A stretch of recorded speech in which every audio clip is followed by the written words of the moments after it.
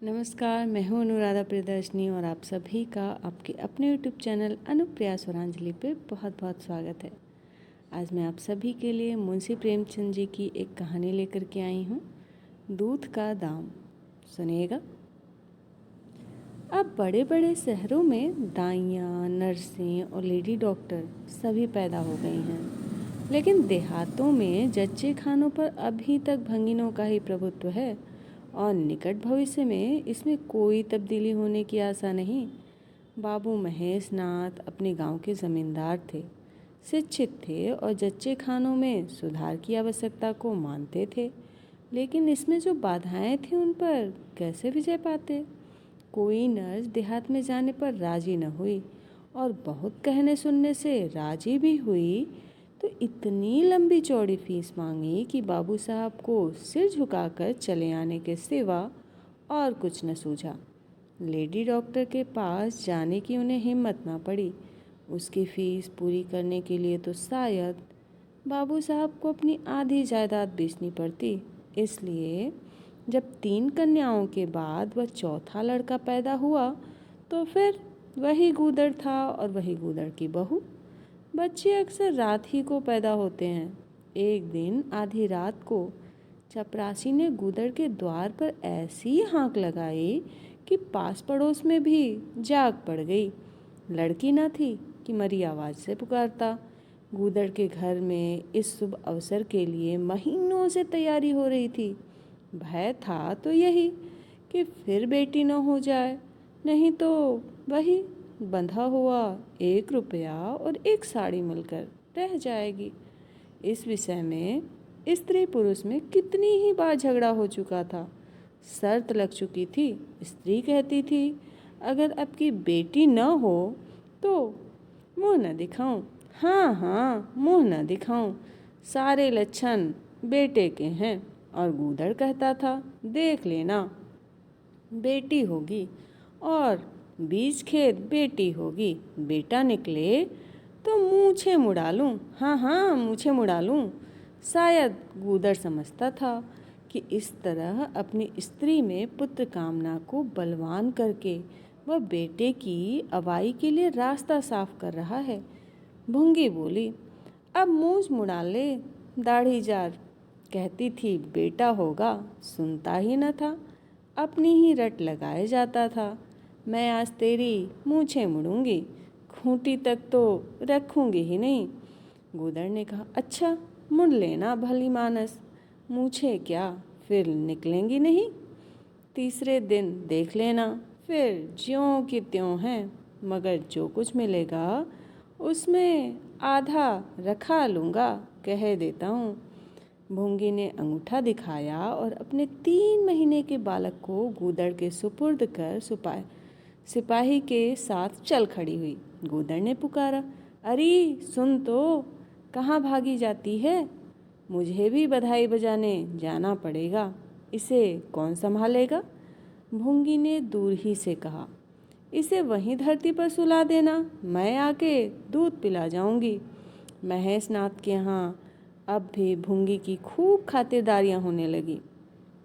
सवेरे हरीरा मिलता, दोपहर को पूरियाँ और हलवा, तीसरे पहर को फिर और रात को फिर, और गूदड़ को भी भरपूर परोसा मिलता था। भूंगी अपने बच्चे को दिन रात में 1-2 बार से ज़्यादा न पिला सकती थी।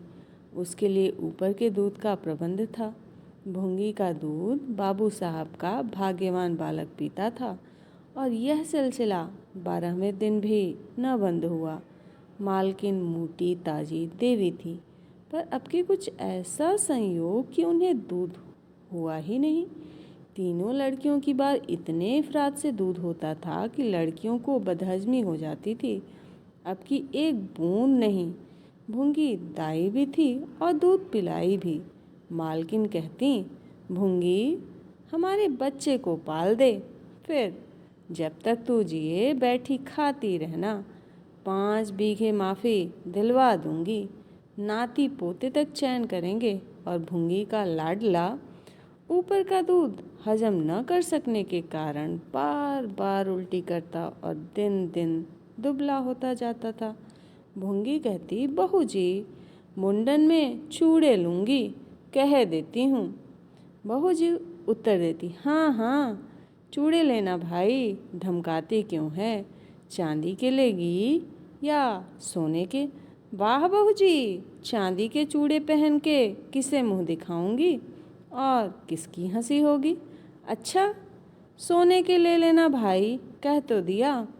और ब्याह में कंठा लूँगी और चौधरी के लिए हाथों के तोड़े, वह भी लेना।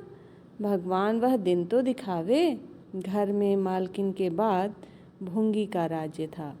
महरियाँ, महराजें, नौकर चाकर सब उसका रूप मानते थे। यहाँ तक कि खुद बहू जी भी उससे दब जाती थी। एक बार तो उसने महेशनाथ को भी डांटा था। हंसकर टाल गए। बात चली थी भंगियों की। महेशनाथ ने कहा था दुनिया में और चाहे जो कुछ हो जाए भंगी भंगी ही रहेंगे, इन्हें आदमी बनाना कठिन है। इस पर भूंगी ने कहा था मालिक भंगी तो बड़ों बड़ों को आदमी बनाते हैं, उन्हें कोई क्या आदमी बनाए। यह गुस्ताखी करके किसी दूसरे अवसर पर भला भूंगी के सिर के बाल बच सकते थे, लेकिन आज बाबू साहब ठठा कर हंसे और बोले, भूंगी बात बड़े पते की कहती है। भूंगी का शासनकाल साल भर से आगे न चल सका। देवताओं ने बालक के भंगिन का दूध पीने पर आपत्ति की। मोटेराम शास्त्री तो प्रायश्चित का प्रस्ताव कर बैठे। दूध तो छुड़ा दिया गया, लेकिन प्रायश्चित की बात हंसी में उड़ गई। महेशनाथ ने फटकार कर कहा, प्रायश्चित की खूब कही शास्त्री जी, कल तक उसी भंगिन का खून पी कर पला, अब उसमें छूट घुस गई। वाह रे आपका धर्म। शास्त्री जी शिखा फटकार कर बोले, यह सत्य है। वह कल तक भंगिन का रक्त पीकर पला, मांस खाकर पला, यह भी सत्य है। लेकिन कल की बात कल थी, आज की बात आज। जगन्नाथपुरी में छूत अछूत सब एक पंगत में खाते हैं, पर यहाँ तो नहीं खा सकते। बीमारी में तो हम भी कपड़े पहने खा लेते हैं, खिचड़ी तक खा लेते हैं बाबूजी, लेकिन अच्छे हो जाने पर तो नेम का पालन करना ही पड़ता है। आप पर धर्म की बात न्यारी है, तो इसका यह अर्थ है कि धर्म बदलता रहता है, कभी कुछ कभी कुछ। और क्या, राजा का धर्म अलग, प्रजा का धर्म अलग, अमीर का धर्म अलग, गरीब का धर्म अलग। राजे महाराजे जो चाहें खाएं, जिसके साथ चाहें खाएं, जिसके साथ चाहें शादी ब्याह करें, उनके लिए कोई बंधन नहीं। समर्थ पुरुष हैं, बंधन तो मध्य वालों के लिए है। प्रायश्चित तो न हुआ, लेकिन भूंगी को गद्दी से उतरना पड़ा। हाँ, दान दक्षिणा इतनी मिली कि वह अकेले ले न जा सके, और सोने के चूड़े भी मिले। एक की जगह दो नई सुंदर साड़ियाँ, मामूली नैनसुख की नहीं, जैसी लड़कियों की बार मिली थी। इसी साल प्लेग ने जोर बांध और गूदड़ पहले ही चपेट में आ गया। भूंगी अकेली रह गई, पर गृहस्थी ज्यों की त्यों चलती रही। लोग ताक लगाए बैठे थे कि भूंगी अब गई। फला भंगी से बात हुई, फला चौधरी आए, लेकिन भूंगी न कहीं आई न कहीं गई। यहाँ तक कि 5 साल बीत गए और उसका बालक मंगल दुर्बल और सदा रोगी रहने पर भी दौड़ने लगा। सुरेश के सामने पिद्दी सा लगता था। एक दिन भूंगी महेशनाथ के घर का परनाला साफ कर रही थी। महीनों से गलीच जमा हो रहा था। आंगन में पानी भरा रहने लगा था। परनाले में एक लंबा मोटा बांस डालकर वह जोर से हिला रही थी। पूरा दाहिना हाथ परनाले के अंदर था कि एकाएक उसने चिल्लाकर हाथ बाहर निकाल लिया और उसी वक्त एक काला सांप परनाले से निकलकर भागा। लोगों ने दौड़कर उसे मार तो डाला, लेकिन भूंगी को न बचा सके। समझे पानी का सांप है, विषैला न होगा, इसलिए पहले कुछ गफलत हो गई। जब विष देह में फैल गया और लहरें आने लगी, तब पता चला कि वह पानी का सांप नहीं, गेहूँअन था। मंगल अब अनाथ था। दिन भर महेश बाबू के द्वार पर मंडराया करता। घर में जूठन इतना बचता था कि ऐसे ऐसे 10-5 बालक पल सकते थे। खाने की कोई कमी न थी। हाँ, उसे तब बुरा ज़रूर लगता था जब उसे मिट्टी के कसूरों में ऊपर से खाना दिया जाता था। सब लोग अच्छे अच्छे बर्तनों में खाते थे, उसके लिए मिट्टी के कसूरे। यूँ उसे इस भेदभाव का बिल्कुल ज्ञान न होता था, लेकिन गांव के लड़के चिढ़ा चिढ़ा कर उसका अपमान करते रहते थे। कोई उसे अपने साथ खिलाता भी न था। यहाँ तक कि जिस टाट पर वह सोता था वह भी अछूत था। मकान के सामने एक नीम का पेड़ था। इसी के नीचे मंगल का डेरा था। एक फटा सा टाट का टुकड़ा, 2 मिट्टी के कसूरे और एक धोती, जो सुरेश बाबू की उतारन थी। जाड़ा, गर्मी, बरसात, हर एक मौसम में वह जगह एक सी आरामदेह थी। और भाग्य का बली मंगल झुलसती हुई लू, गलते हुए जाड़े और मूसलाधार वर्षा में भी जिंदा और पहले से कहीं स्वस्थ था। बस उसका कोई अपना था तो गांव का एक कुत्ता, जो अपने सहवर्गियों के जुल्म से दुखी होकर मंगल की शरण आ पड़ा था। दोनों एक ही खाना खाते, एक ही टाट पर सोते। तबीयत भी दोनों की एक सी थी और दोनों एक दूसरे के स्वभाव को जान गए थे। कभी आपस में झगड़ा न होता। गांव के धर्मात्मा लोग बाबू साहब की इस उदारता पर आश्चर्य करते।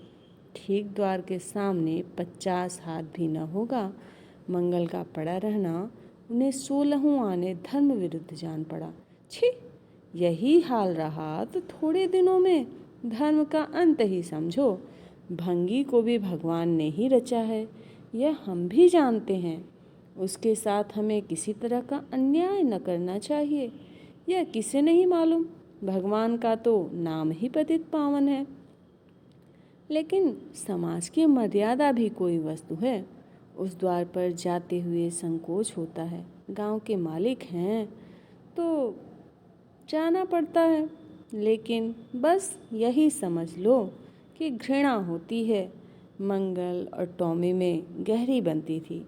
मंगल कहता, देखो भाई टॉमी, जरा और खिसक कर सो। आखिर मैं कहाँ लेटूं, सारा टाट तो तुमने घेर लिया। टॉमी कूं कूं करता दुम हिलाता और खिसक जाने के बदले और ऊपर चढ़ाता और मंगल का मुंह चाटने लगता। शाम को एक बार रोज अपना घर देखने और थोड़ी देर रोने जाता। पहले साल फूस का छप्पर गिर पड़ा, दूसरे साल एक दीवार गिरी और अब केवल आधी आधी दीवारें खड़ी थी, जिनका ऊपरी भाग नोकदार हो गया था। यही उसे स्नेह की संपत्ति मिली थी। वही स्मृति, आकर्षण, वही प्यार उसे एक बार उस उजड़ में खींच ले जाता था और टॉमी सदैव उसके साथ होता था। मंगल नोकदार दीवार पर बैठ जाता और जीवन के बीते और आने वाले स्वप्न देखने लगता और बार बार उछलकर उसकी गोद में बैठने की असफल चेष्टा करता। एक दिन कई लड़के खेल रहे थे। मंगल भी पहुंचकर दूर खड़ा हो गया। या तो सुरेश की उस पर दया आई या खेलने वालों की जोड़ी पूरी न पड़ती थी। कह नहीं सकते, कुछ भी हो। तजवीज की कि आज मंगल को भी खेल में शरीक कर लिया जाए। यहाँ कौन देखने आता है? क्यों रे मंगल, खेलेगा? मंगल बोला, ना भैया, कहीं मालिक देख लें तो मेरी चमड़ी उधोड़ दी जाए।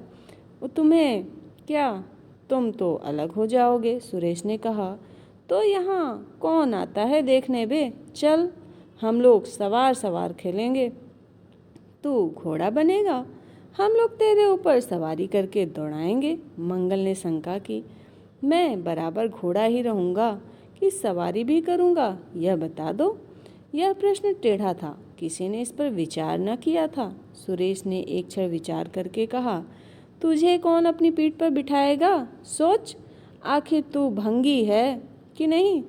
मंगल भी खड़ा हो गया, बोला, मैं कब कहता हूँ कि मैं भंगी नहीं हूँ, लेकिन तुम्हें मेरी ही माँ ने अपना दूध पिलाकर पाला है। जब तक मुझे भी सवारी करने को न मिलेगी मैं घोड़ा न बनूंगा। तुम लोग बड़े चढ़ हो, आप तो मज़े से सवारी करोगे और मैं घोड़ा ही बना रहूं। सुरेश ने डांट कर कहा, तुझे घोड़ा बनना पड़ेगा। और मंगल को पकड़ने दौड़ा। मंगल भागा, सुरेश ने दौड़ाया। मंगल ने कदम और तेज किया, सुरेश ने भी जोर लगाया, मगर वह बहुत खा खा कर थुल हो गया था और दौड़ने में उसकी सांस फूलने लगती थी। आखिर उसने रुक कर कहा, आकर घोड़ा बनो मंगल, नहीं तो कभी पा जाऊंगा तो बुरी तरह पीटूंगा। तुम्हें भी घोड़ा बनना पड़ेगा। अच्छा, हम भी बन जाएंगे।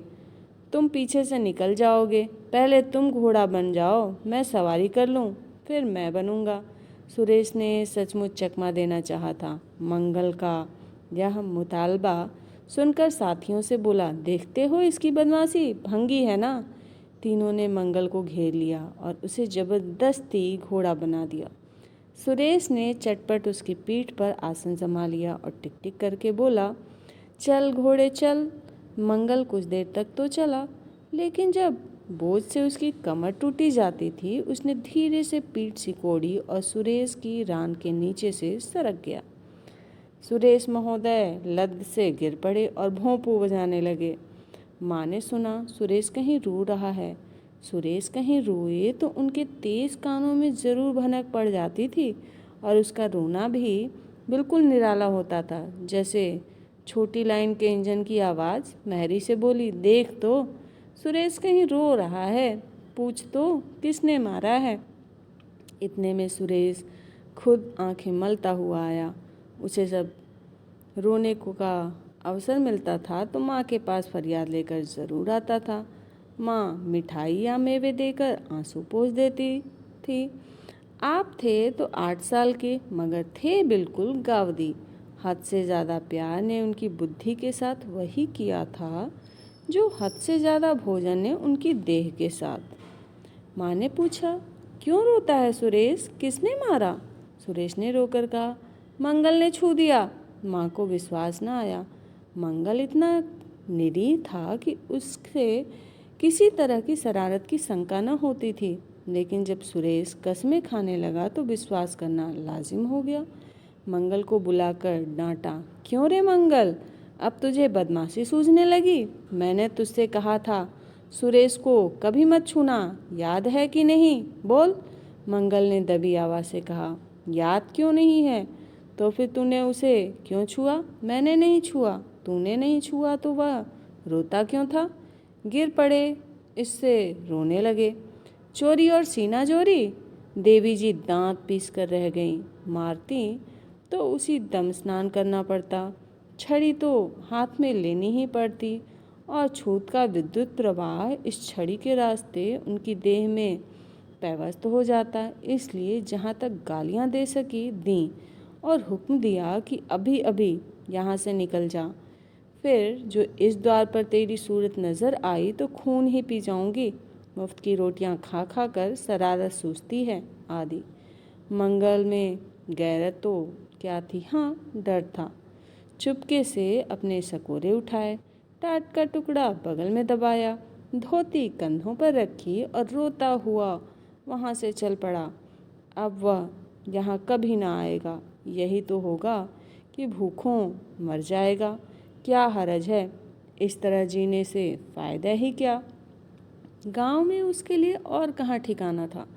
भंगी को कौन पनाह देता। उसी खंडहर की ओर चला जहाँ भले दिनों की स्मृतियाँ उसके आंसू पोंछ सकती थी और खूब फूट फूट कर रोया। उसी क्षण टॉमी भी उसे ढूंढता हुआ पहुँचा और दोनों फिर अपनी व्यथा भूल गए। लेकिन ज्यों-ज्यों दिन का प्रकाश क्षीण होता जाता था, मंगल की ग्लानि भी क्षीण होती जाती थी। बचपन को बेचैन करने वाली भूख देह का रक्त पी पी कर और भी बलवान होती जाती थी। आंखें बार बार कसोरों की ओर उठ जाती। वहाँ अब तक सुरेश की जूठी मिठाइयाँ मिल गई होती, यहाँ क्या धूल फाकें। उसने टॉमी से सलाह की, खाओगे क्या टॉमी, मैं तो भूखा लेट रहूँगा। टॉमी ने कूं कूं करके शायद कहा, इस तरह का अपमान तो जिंदगी भर सहना है। यूँ हिम्मत हारोगे तो कैसे काम चलेगा। मुझे देखो ना, कभी किसी ने डंडा मारा, चिल्ला उठा, फिर जरा देर बाद दुम हिलाता हुआ उसके पास जा पहुंचा। हम तुम दोनों इसीलिए बने हैं भाई, मंगल ने कहा। तो तुम जाओ, जो कुछ मिले खा लो, मेरी परवाह न करो, टॉमी ने अपनी स्वान भाषा में कहा।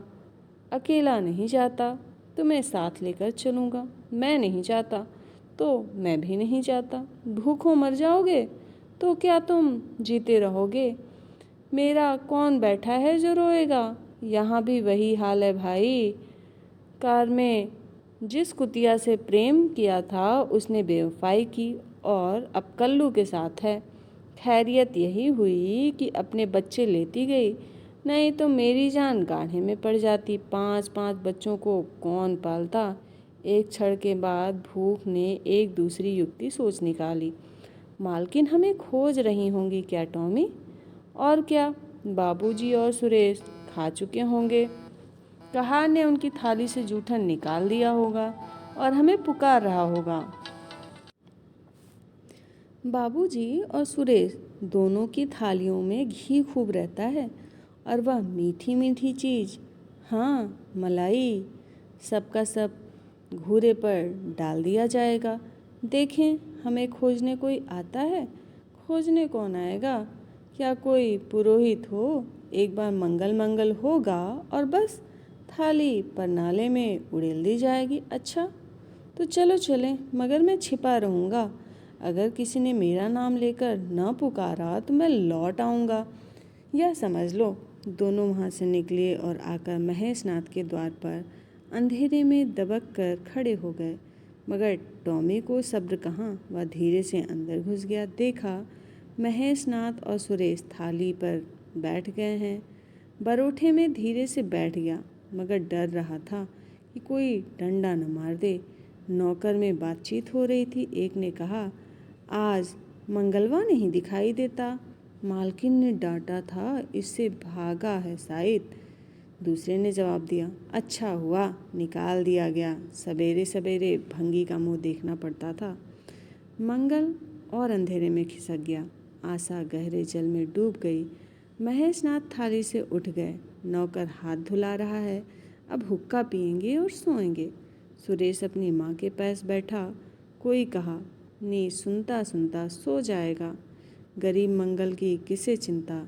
इतनी देर हो गई, किसी ने भूल से भी न पुकारा। कुछ देर तक वह निराश सा वहाँ खड़ा रहा, फिर एक लंबी सांस खींचकर जाना ही चाहता था कि कहार पत्तल में थाली का जूठन ले जाता नजर आया। मंगल अंधेरे से निकलकर प्रकाश में आ गया। अब मन को कैसे रोके। कहार ने कहा, अरे तू यहाँ था, हमने समझा कि कहीं चला गया। ले खा ले, मैं फेंकने ले जा रहा था। मंगल ने दीनता से कहा, मैं तो बड़ी देर से यहाँ खड़ा था, तो बोला क्यों नहीं। मारे डर के। अच्छा ले खा ले। उसने पत्तल को ऊपर उठाकर मंगल के फैले हुए हाथों में डाल दिया। मंगल ने उसकी ओर ऐसी आंखों से देखा जिसमें दीन कृतज्ञता भरी हुई थी। टॉमी भी अंदर से निकल आया था। दोनों वहीं नीम के नीचे पत्तल में खाने लगे। मंगल ने एक हाथ से टॉमी का सिर सहलाकर कहा, देखा, पेट की आग ऐसी ही होती है। यह लात की मारी हुई रोटियां भी न मिलती तो क्या करते। टॉमी ने दुम हिला दी। सुरेश को अम्मा ने पाला था। टॉमी ने फिर दुम हिलाई। लोग कहते हैं दूध का दाम कोई नहीं चुका सकता, और मुझे दूध का यह दाम मिल रहा है। टॉमी ने फिर से दुम हिलाई। अत्यंत मार्मिक कहानी। उम्मीद है आप सभी को अच्छी लगी होगी। अच्छी लगी है तो लाइक करिए, शेयर करिए, सब्सक्राइब करिए चैनल को। Thanks for watching. Bye bye.